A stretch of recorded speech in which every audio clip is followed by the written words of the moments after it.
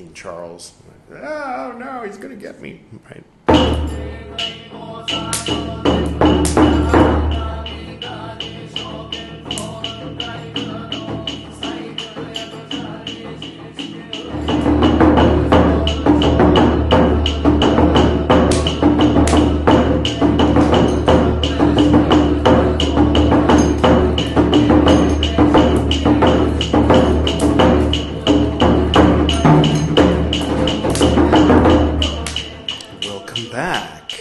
This is Buddhist Books Podcast, episode 226, Tipiṭaka, part 147, in which we will continue reading Mahāvagga II from the Tipiṭaka, the Vinaya Piṭaka, the discipline basket of the three baskets of pre-sectarian early Buddhism.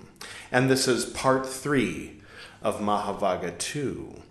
If this is your first time seeing me, and you might wish to check this out. This is the Tipiṭaka playlist. You can start at the beginning of the Tipiṭaka, or you can start anywhere in the middle if there's a specific area you want to start with.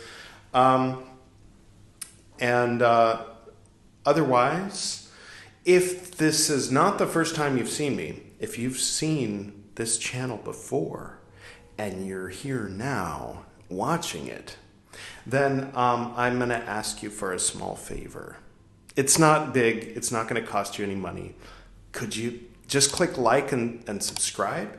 That will help the YouTube algorithm to know that it should recommend this video to more people. Most of the people who watch these videos are coming from Facebook, from the Buddhist Books Podcast Facebook group.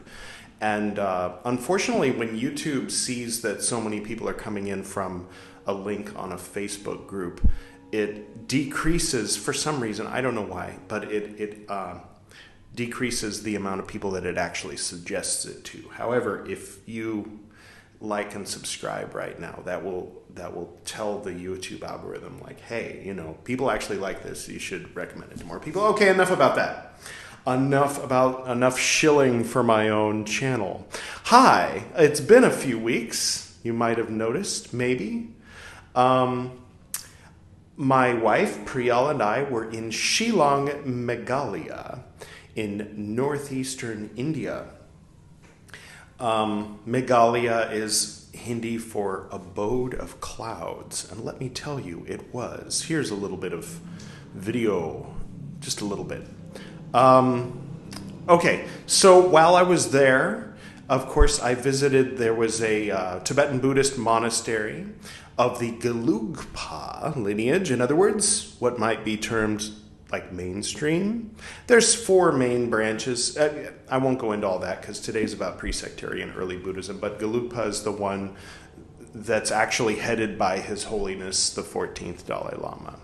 And before that, the 13th, and so on, back to the first. Anyway, so it's called Gaiden Sholing. Sorry about my pronunciation.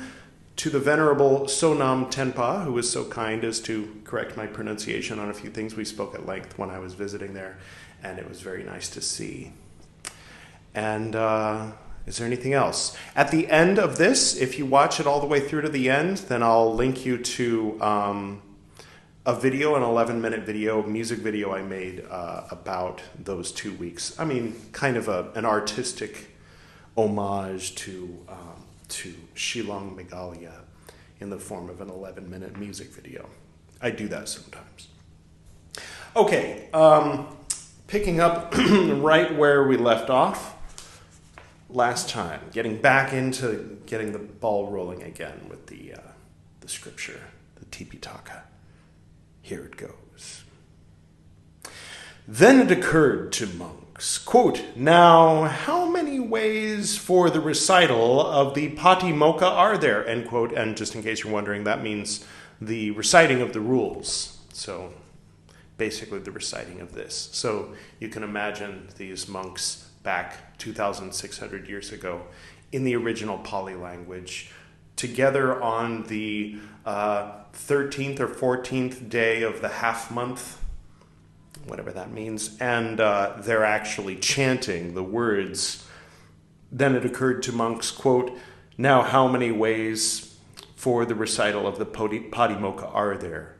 End quote. They told this matter to the Lord. He said, quote, "Monks, there are these 5 (parentheses) ways for the (end parentheses) recital of the Patimokkha." And of course, they didn't have the parentheses in the original Pali. That was added by the Pali Text Society. I know there's one guy that gets a kick out of it every time that pops up, so that was for you. And the Pali Text Society. Thank you, Pali Text Society. These books are wonderful. Everyone should check it out. pts.org, maybe. Just Google Pali Text Society. Pali Text Society. Anyway. Okay, he said, ways for the recital of the Patimokkha. Having recited the provenance, okay, the rest may be announced as though it had been, parentheses already, and parentheses heard. This is the first, parentheses, way for the, end parentheses, recital of the Patimokkha. Having recited the provenance, not dense, having recited the 4 offenses involving defeat, you know them?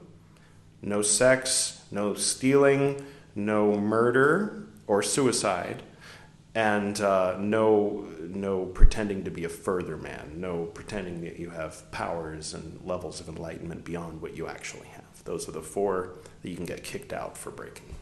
All right. Or like assisted suicide. Anything involving death of a human, you're not supposed to do, even if it's yourself. Okay, continuing. Where was I? Yes, the rest may be announced as though it had been, parentheses already, and parentheses heard. This is the second, parentheses, way for the, and parentheses, recital of the Patimokkha. Having recited for provenance, having recited the 4 offenses involving defeat, having recited the 13 offenses entailing a formal meeting of the order, and masturbation is on that list, yes, and 12 other things that I've forgotten. Yes. Okay. Sorry. I'm recording this after the sun has gone down. Normally there's more natural light, and I have this dry eyes thing where it's a little bit hard for me to see in artificial light or this yellow light. So I apologize for the extra few seconds that it takes me to figure out where I was. Having recited the provenance, having recited the 4 offenses involving defeat, having recited the 13 offenses entailing a formal meeting of the order, the rest may be announced as though it had been, parentheses already, end parentheses heard. This is the third, parentheses, way for the, end parentheses, recital of the Patimokkha. Grande, please, with extra shot of espresso for me in my Patimokkha. It's a pun joke. Lowest form of humor, puns. Anyway, having recited the provenance, having recited the 4 offenses involving defeat, having recited the 13 offenses entailing a formal meeting of the order, having recited the 2 undetermined offenses, that was when the Venerable Udayin was sitting alone in a private place with a young lady, and that's one. And then the second one was when he was sitting with a young lady in a place where people could see them, but they couldn't hear what they were talking about. And the reason they're undetermined is because if he didn't do anything, if he was just saying, how are you? How's your family? Then it's a very low offense because all he did was sit with a young lady in private. I mean, I don't know how low that offense is. It's like probably above a wrongdoing, but below formal meeting. And then if he was like being really inappropriate, then it's a formal meeting. And if he was being really inappropriate, breaking rule number 1 of Patimokkha, inappropriate, then of course he gets kicked out. But Udayan never got kicked out. That guy, he was the quagmire, for those familiar with Family Guy, the quagmire of the original Sangha, the Venerable Udayan. Anyway, all right. The third way for the recital of the Patimokkha, having recited the provenance, having recited the 4 offenses involving defeat, having recited the 13 offenses entailing a formal meeting of the order, having recited the 2 undetermined offenses, the rest may be announced as though it had been, parentheses, already, and parentheses, heard. This is the 4th, parentheses, way for the end, parentheses, recital of the Patimokkha. Parentheses, recital, and parentheses, in full, is the 5th. Monks, these are the 5 parentheses ways for the end parentheses recital of the Patimokkha. End quote. I can just imagine that they're saying, okay, we're going to do the first one. We're just going to run through it real quick. And there's one like zealous young student who's like, I think we should do it the 5th way. And together all recite the entire thing. And everybody's like, oh, Venerable Dexter, whatever. Anyway, sorry. Dexter used to be just a nerdy name, and then they made that Netflix series where he's a serial killer who's using his serial killerness for good or whatever. Never mind. Now, at that time, monks thinking, quote, recital of the Patimokkha in brief is allowed by the Lord, end quote, all the time recited the Patimokkha in brief. They told this matter to the Lord. He said, quote, monks, the Patimokkha should not be recited in brief. Whoever should, parentheses, so, end parentheses, recite it, there is an offensive wrongdoing, end quote. So presumably, when they say in brief, they mean even more brief than the first of those 5 prescribed ways of reciting the Patimokkha. In Shillong, it was nice to take a little break from the heat and humidity here in Goa. And now we're back, and so I got to turn on the AC. Sorry about that. We didn't have AC for 2 weeks, and it was no problem because it was pretty chill. Anyway, now at that time, in a certain residence in the Kosala country, there came to be a menace from savages on an observance day. The monks were unable to recite the Patimokkha in full. They told this matter to the Lord. He said, quote, I allow you, monks, if there is a danger, to recite the Patimokkha in brief. End quote. Not in briefs. That's something else. In a short way. Concise. Abridged, abbreviated. Never mind.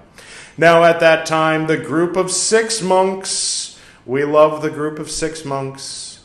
For those who are new, this is Heathcliff and the gang, and long ago it was established here on Buddhist Books podcast that they are in fact the group of 6 monks, at least on here. Anyway. They're naughty. They do everything wrong. They stand with their arms akimbo in the village and laugh loudly and spit on the ground in front of people when they're on alms tour. And Lord Buddha has to make every little tiny rule about that's a wrongdoing, that's a wrongdoing, that's a wrongdoing. These guys, they stared at people. When I walk around the neighborhood and I look down at a plow's length in front of my feet as I'm walking, just walking straight ahead, standing upright, looking down, gazing down at that length, and I think to myself, I am behaving according to the rules, at least in that one way, of the pre-sectarian early Buddhist monks, because these guys were walking around staring at people in the village, and so Lord Buddha said, look a plow's length in front of your feet at the ground when you walk. Okay, anyway, what were they doing? The group of 6 monks although there was no danger, recited the Patimokkha in brief, of course. They told this matter to the Lord. He said, quote, "Monks, if there is no danger, the Patimokkha should not be recited in brief. Whoever should, parentheses, so, and parentheses, recite it. There is an offensive wrongdoing. I allow you, monks, if there is a danger, to recite the Patimokkha in brief. In this connection, these are dangers. A danger from kings. Yeah, sometimes that's the worst kind of danger. I mean, in those days. Or in these. No. King Charles. Oh, no, he's going to get me. Right. Never mind. Okay, where were we? A danger from kings. A danger from thieves. Sometimes those are the same thing, too. Oh, taxes. Sorry. Yes. For those watching from Bhutan, we're not talking about your king. He's a very lovely person, and you should keep paying taxes. Don't cheat taxes. Oh, cash only, please. Come on. Write it down. Pay your taxes. I'm just saying. Romans 13. That was obscure. Sorry. Okay, where were we? The offensive wrong. Yes. From kings, from thieves, a danger from fire, a danger from water, a danger from human beings. Yeah, that covers. What about like animals? A danger. Oh, he's listing more. I thought there were 5 for some reason. A danger from non-human beings. Yeah. Like 25 monkeys. You're gonna want to recite it briefly, or maybe not at all. Just run. Yeah. Okay. A danger from beasts of prey. Right. A danger from creeping things. Ew. A danger from life. Oh, a danger to life. Like if something's going to kill you, right? A danger to the Brahma faring, right?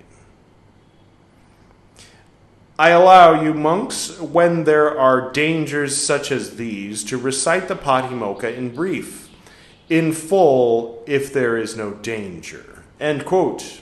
In full, you mean the 5th way? Or one of the 5. Oh, well, anyway, I'll keep reading. Now, at that time, the group of 6 monks, come get back here, where do you think you're going? Unbidden, spoke Dhamma in the midst of an order. They told this matter to the Lord. He said, quote, "Monks, Dhamma should not be spoken by one who is not bidden, parentheses, to do so, end parentheses, in the midst of an order.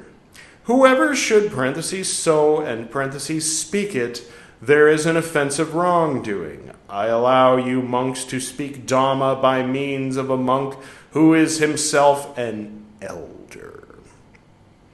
Or, parentheses, for him, end parentheses, to bid another, parentheses, to speak it, end parentheses, end quote." I don't know why this is reminding me of that scene toward the end of Brother, Sun, Sister Moon, where young St. Francis of Assisi has an audience with the Pope, and he starts lecturing him using scripture about his decadence. Good stuff. Anyway, it's a fun movie if you like hippies. It's mostly singing. I should warn you, it's a lot of singing. Okay, anyway, now at that time, the group of 6 monks, parentheses, although, and parentheses, not agreed upon, asked about discipline in the midst of an order. They told this matter to the Lord. He said, quote, "Monks, discipline should not be asked about by one not agreed upon in the midst of an order. Whoever should, parentheses, so, and parentheses, ask, there is an offensive wrongdoing." Now that's interesting, because on the half month, every month, everybody chants all the rules. So Lord Buddha is saying, like, don't bring up rules randomly when everybody's just hanging out, meditating, eating, whatever they're doing, sweeping. Everybody knows the rules because they recite them every month. And if you don't know them, then after a few months, you'll have them memorized eventually. Okay. I allow you monks to ask about discipline by means of one who is agreed upon in the midst of an order, and thus monks may he be agreed upon. Either oneself may be agreed upon by oneself, or another may be agreed upon by another. And how may oneself be agreed upon by oneself? The order should be informed by an experienced, competent monk, saying, quote within quotes, "Honored sirs, let the order listen to me. If it seems right to the order, I could ask so-and-so about discipline," end quote within quotes. Thus may oneself be agreed upon by oneself. And how may another be agreed upon by another?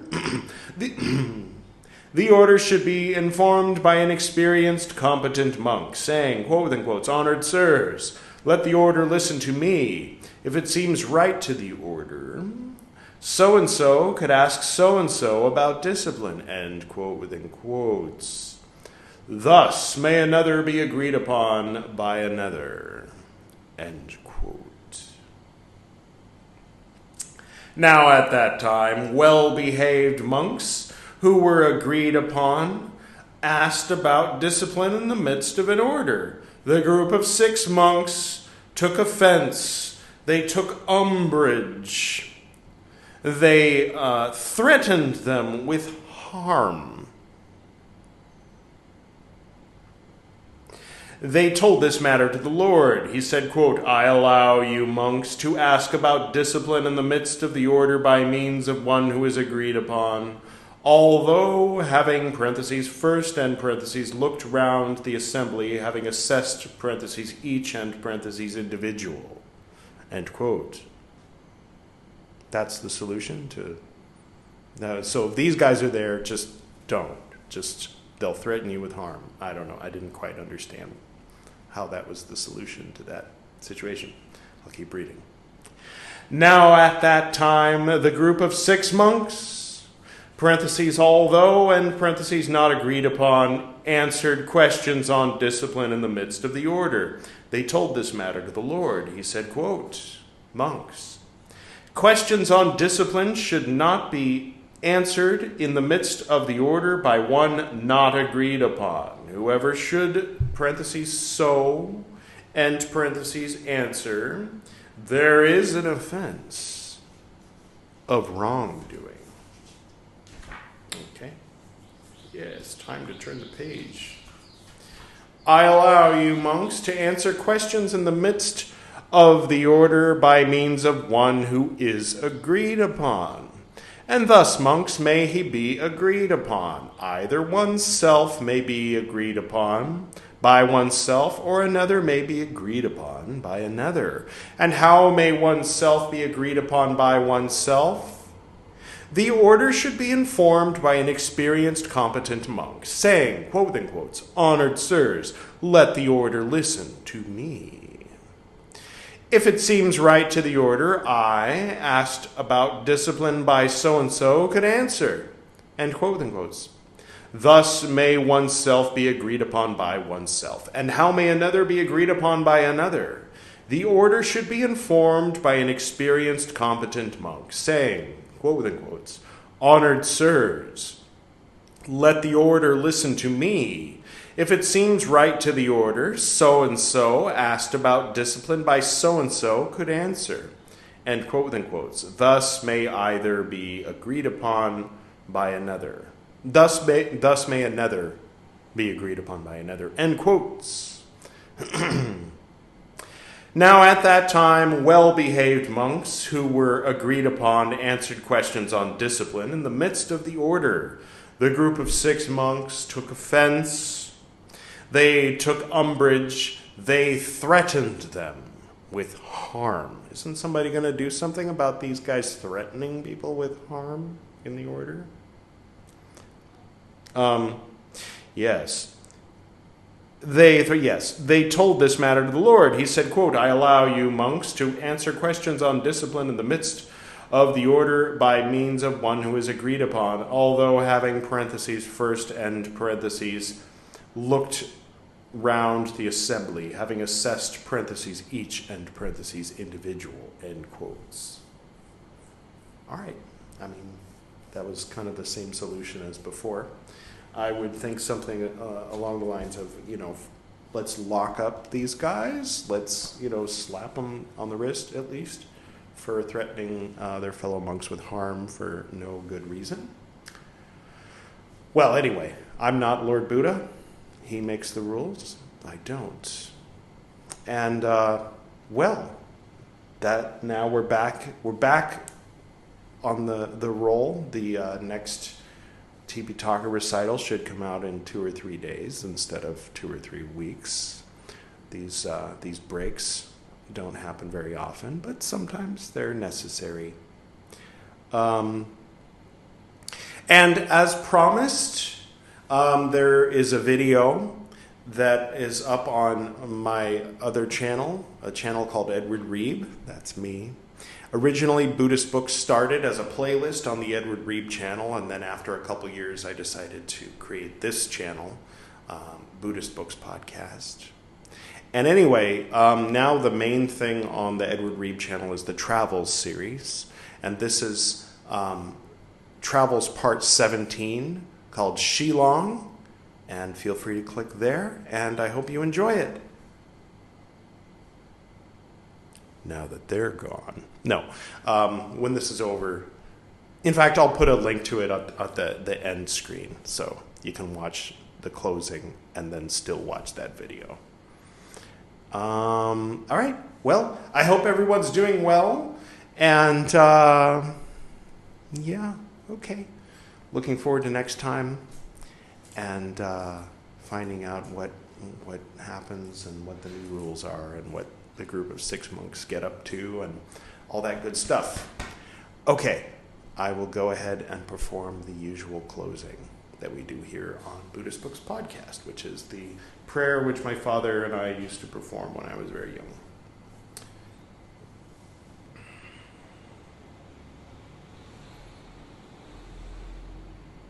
To the north and to the south, to the east and to the west, to the spirits of light among us and to the spirits below, we send out our reverent love and compassion. May all beings be happy. May all beings be serene. May all beings be in peace. Oh.